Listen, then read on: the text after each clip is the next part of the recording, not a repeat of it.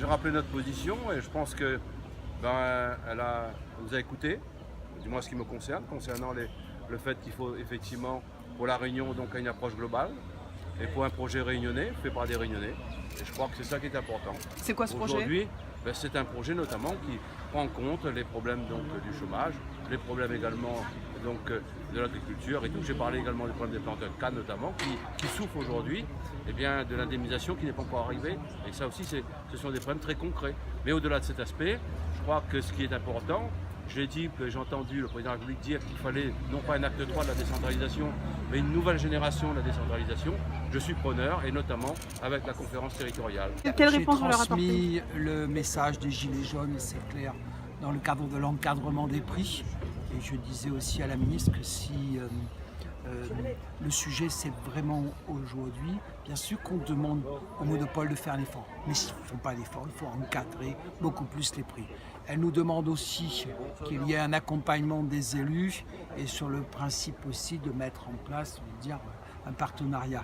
Moi je lui ai dit, nous souhaitons aussi avoir un État facilitateur.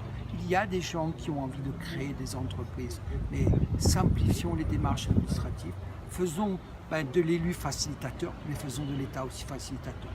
Il y a un mot qu'elle dit, patience, mais en même temps on dit attention, les choses ont besoin d'un peu d'urgence. Voilà. Concrètement, qu'est-ce qui va être fait? Est-ce qu'il y a des annonces qui ont été faites? Elle nous rappelle certains fonds d'aide aux communes sur lesquels elle souhaite que l'on soit encore plus performant. Nous le sommes. La ministre nous a fait passer clairement un message après avoir écouté les uns les autres en disant écoutez, ce qu'elle retient de cette crise sociale, c'est deux éléments fondamentaux, c'est le pouvoir d'achat et la vie chère et l'emploi. Et ce sont deux problèmes qui ne peuvent pas être réglés immédiatement. Qu'il y a des pistes de réflexion, ce sont des dossiers qui se traiteront sur le moyen long terme et qu'il ne faut pas tout attendre de l'État. Voilà, résumer sa position.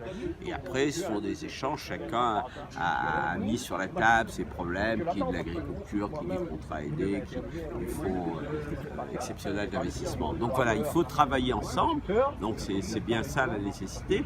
Mais surtout la réponse, c'est n'attendez pas de réponse immédiate, globale, susceptible de répondre totalement à la demande de plus de pouvoir d'achat. Par exemple, la lutte contre les monopoles, elle a acté, elle dit que c'est une vraie demande, mais que ceux qui se sont attaqués à ces dossiers, elle a fait allusion à M.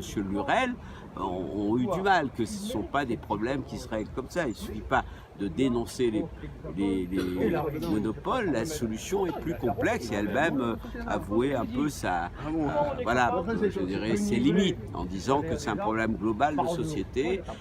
Le gouvernement, mais les élus et puis la population doit vraiment se mettre autour de la table, faire de la pédagogie.